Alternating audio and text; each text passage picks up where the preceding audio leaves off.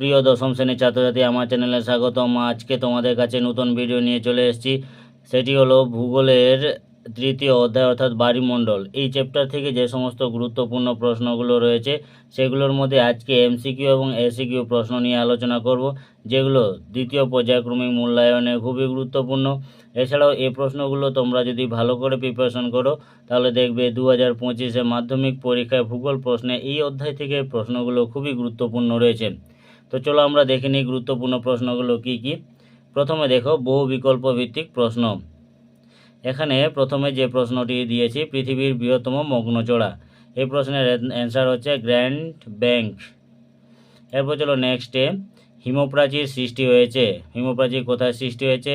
এর অ্যান্সার হচ্ছে আটলান্টিক মহাসাগরে হিমপ্রাচীর সৃষ্টি হয়েছে। এই প্রশ্নটির অ্যাপ্রোপ্রিয়েট অ্যান্সার হবে আটলান্টিক মহাসাগর। এরপরে নেক্সট, পৃথিবীর কেন্দ্র ও কেন্দ্রাতিক বলের প্রভাবে ড্যাশ হয়, এর অ্যান্সার হচ্ছে গৌণ জোয়ার। পৃথিবীর কেন্দ্রাতিক বলের প্রভাবে গৌণ জোয়ার, এখানে অ্যাপ্রোপ্রিয়েট অ্যান্সার হয়ে যাবে। এরপর চলো নেক্সটে, কোনো স্থানের দুবার মুখ্য জোয়ারের মধ্যে সময়ের ব্যবধান কত? এর অ্যান্সার হচ্ছে 24 ঘন্টা 19 মিনিট। 24 ঘন্টা 19 মিনিট হচ্ছে দুবার মুখ্য জোয়ারের মধ্যে সময়ের ব্যবধান। এরপর চলো নেক্সটে, মুখ্য জোয়ার ও গৌণ জোয়ারের মধ্যে সময়ের ব্যবধান কত হবে? এর অ্যান্সার হচ্ছে 12 ঘন্টা 24 মিনিট। অ্যাপ্রোপ্রিয়েট অ্যান্সার হয়ে যাবে 12 ঘন্টা 24 মিনিট। এরপর চলো নেক্সটে, চাঁদ, সূর্য, পৃথিবী সরলরৈখিক অবস্থানকে কি বলা হয়? অ্যান্সার হচ্ছে সিজিগি। চাঁদ, সূর্য, পৃথিবীর সরলরৈখিক অবস্থানকে বলা হচ্ছে কি? সিজিগি। এরপর চলো নেক্সটে, সমুদ্র স্রোত সৃষ্টির কারণ। সমুদ্র স্রোত সৃষ্টির কারণ হচ্ছে নিয়ত বায়ু প্রভাবে সমুদ্র স্রোত সৃষ্টি হয়। এরপরে বান ডাকা দেখা যায় ড্যাশ নদীতে, কোন নদীতে? অ্যান্সার হচ্ছে হুগলি নদীতে বান ডাকা দেখা যায়। তো হুগলি নদী এখানকার অ্যাপ্রোপ্রিয়েট অ্যান্সার হয়ে যাবে। এরপর চলো নেক্সট কোশ্চেন, একটি জোয়ার ও একটি ভাটার মধ্যে সময়ের ব্যবধান কত হবে? এর অ্যান্সার হবে 6 ঘন্টা 12 মিনিট 11 সেকেন্ড। 6 ঘন্টা 12 মিনিট 11 সেকেন্ড এখানকার অ্যাপ্রোপ্রিয়েট অ্যান্সার। এরপর চলো নেক্সটে, জাপান উপকূলে উষ্ণ থাকে, এর কারণ হচ্ছে কি? উষ্ণ কুরোশীয় স্রোতের প্রভাবে জাপান উপকূল উষ্ণ থাকে। এরপর চলো নেক্সটে, আটলান্টিক মহাসাগরে ড্যাশ দেখা যায়, আটলান্টিক মহাসাগরে কি দেখা যায়? অ্যান্সার হচ্ছে শৈবাল সাগর দেখা যায়। আটলান্টিক মহাসাগরে শৈবাল সাগর দেখা যায়। 12 নম্বর প্রশ্ন, মোজাম্বিক স্রোত ও মাদাগাস্কার স্রোতের মিলিত প্রবাহ, এর অ্যান্সার হচ্ছে আগুলহাস স্রোত নামে পরিচিত। অর্থাৎ মোজাম্বিক স্রোত আর মাদাগাস্কার স্রোতের মিলিত প্রবাহ হচ্ছে আগুলহাস স্রোত। এরপর চলো নেক্সটে, উষ্ণ স্রোতের অপর নাম কি? উষ্ণ স্রোতের অপর নাম হচ্ছে বহিঃস্রোত। এরপরে নেক্সট, শীতল স্রোতের অপর নাম হচ্ছে অন্তঃস্রোত। এরপরে নেক্সট, লাব্রাডোর স্রোত হলো ড্যাশ, লাব্রাডোর স্রোত হচ্ছে একটা অন্তঃস্রোত। এরপর চলো নেক্সটে 16 নম্বর প্রশ্ন, তিথিতে চাঁদ, সূর্য ও পৃথিবী পরস্পর ড্যাশ কোণে অবস্থান করে, এর অ্যান্সার হচ্ছে 180 ডিগ্রি। 180 ডিগ্রি কোণে অবস্থান করে। এরপর চলো নেক্সটে, কৃষ্ণপক্ষের অষ্টমী তিথিতে সূর্য, চন্দ্র, পৃথিবীর সঙ্গে ড্যাশ কোণে অবস্থান করে, এই প্রশ্নের অ্যান্সার হচ্ছে 90 ডিগ্রি। 90 ডিগ্রি কোণে অবস্থান করে। এরপর চলো নেক্সটে, এল নিনোর প্রভাবে প্রবল বর্ষা সংঘটিত হয় কোথায়? অ্যান্সার হচ্ছে পেরুতে এল নিনোর প্রভাবে প্রবল বর্ষা সংঘটিত হয়। এরপরে 19 নম্বর প্রশ্ন, চাঁদের অপসূর অবস্থানকে বলা হয় কি? চাঁদের অপসূর অবস্থানকে পেরিজি বলা হয়। এরপর চলো নেক্সটে, সামুদ্রিক মাছের প্রিয় খাদ্য কি? সামুদ্রিক মাছের প্রিয় খাদ্য হচ্ছে প্লাঙ্কটন। প্লাঙ্কটন হচ্ছে সামুদ্রিক মাছের প্রিয় খাদ্য। এরপর চলো নেক্সটে 21 নম্বর প্রশ্ন, চাঁদ একদিনে তার কক্ষপথে কত পথ অতিক্রম করে? এর অ্যান্সার হচ্ছে 13 ডিগ্রি। এরপর চলো নেক্সটে, মোরা কোটাল হয় কোন তিথিতে? শুক্ল ও কৃষ্ণ তিথি অষ্টমী তিথিতে, কৃষ্ণপক্ষের অষ্টমী তিথিতে হয় মোরা কোটাল। এরপরে চলো নেক্সটে, পৃথিবীর গভীরতম ও বৃহত্তম মহাসাগর হলো ড্যাশ, অ্যান্সার প্রশান্ত মহাসাগর। পৃথিবীর বৃহত্তম ও গভীরতম মহাসাগর। 24 নম্বর প্রশ্নতে চলো, ভূপৃষ্ঠের জলভাগে প্রতিটি স্থানে 24 ঘন্টায় জোয়ার হয় কবার? অ্যান্সার হচ্ছে 2 বার। এই প্রশ্নের অ্যাপ্রোপ্রিয়েট অ্যান্সার হয়ে যাবে 2।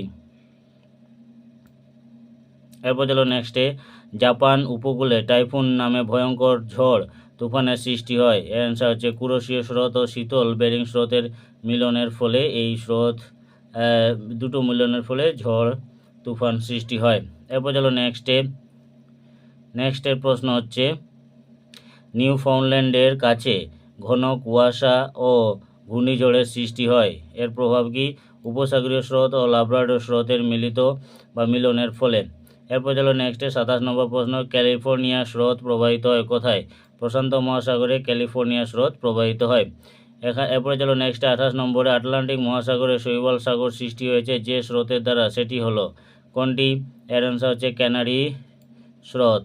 এই স্রোতের প্রভাবে আটলান্টিক মহাসাগরে শৈবাল সাগর সৃষ্টি হয়েছে। এরপর চলো নেক্সটে, ব্রাজিল স্রোত সৃষ্টি হয়েছে। ব্রাজিল স্রোত কোথায়? দক্ষিণ নিরক্ষীয় স্রোতে ব্রাজিল স্রোত সৃষ্টি হয়েছে। এই প্রশ্নের অ্যাপ্রোপ্রিয়েট অ্যান্সার হয়ে যাবে কি? দক্ষিণ নিরক্ষীয় স্রোত। এরপর চলো নেক্সটে, একটি শীতল স্রোতের উদাহরণ। ব্রাজিল স্রোত হচ্ছে একটি শীতল স্রোতের উদাহরণ। এরপর চলো নেক্সট কোশ্চেন, সোমালি ঝড় দেখা যায়। সোমালি ঝড় কোথায় দেখা যায়? ভারত মহাসাগরে।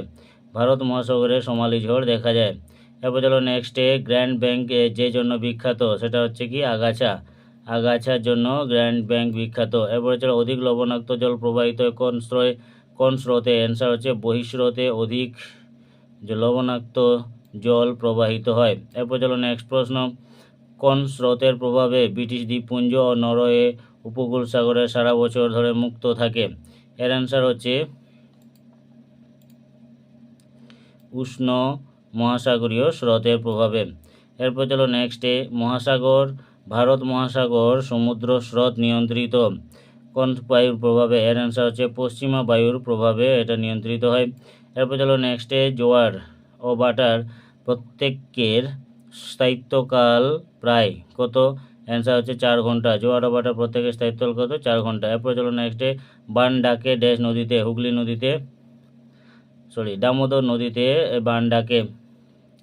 এরপর চলো নেক্সট প্রশ্ন, কেন্দ্রাতিক বলের প্রভাবে সৃষ্টি। এর অ্যান্সার হচ্ছে ভরা জোয়ার। ভরা জোয়ার কেন্দ্রাতিক বলের প্রভাবে সৃষ্টি হয়। এরপরে নেক্সট, চন্দ্রের কেন্দ্র যখন পৃথিবী কেন্দ্রের সবচেয়ে কাছে অবস্থান করে তখন চাঁদের বলে চন্দ্রের কি হয়? বলকে বলে চন্দ্রের সংযোগ অবস্থান। এরপরে নেক্সট, অতি সংক্ষিপ্ত প্রশ্ন, অর্থাৎ তোমাদের এসিকিউ যে প্রশ্নগুলো থাকে সেগুলোর মধ্যে প্রথমে দেখো, পৃথিবীর দ্বিতীয় বৃহত্তম মহাসাগরের নাম কি? এর অ্যান্সার হচ্ছে আটলান্টিক মহাসাগর হলো পৃথিবীর দ্বিতীয় বৃহত্তম মহাসাগর। এরপর চলো নেক্সটে, আটলান্টিক মহাসাগর দুটি উষ্ণ স্রোতের নাম লেখো। উষ্ণ স্রোত হচ্ছে আটলান্টিক মহাসাগরের দুটি উষ্ণ স্রোত হলো উপসাগরীয় স্রোত এবং ব্রাজিল স্রোত। এরপর চলো নেক্সটে, পশ্চিমবঙ্গের বান ডাকে এমন একটি নদীর নাম লেখো। পশ্চিমবঙ্গের বান ডাকে এমন একটি নদীর নাম হলো হুগলি নদী। হুগলি নদী পশ্চিমবঙ্গে এমন একটি নদী যেটা বান ডাকে। এরপরে চলো নেক্সটে, এরপরে ভূপৃষ্ঠের শতকরা কত ভাগ স্থান জলভাগ অধিকার করে আছে? এর অ্যান্সার হচ্ছে ভূপৃষ্ঠে প্রায় 70 ভাগ স্থান জলভাগ অধিকার করে আছে। তারপরে হিমপ্রাচীর কোন মহাসাগরে দেখা যায়? অ্যান্সার হিমপ্রাচীর আটলান্টিক মহাসাগরের উত্তর পশ্চিমাংশে দেখা যায়। এরপর চলো নেক্সটে,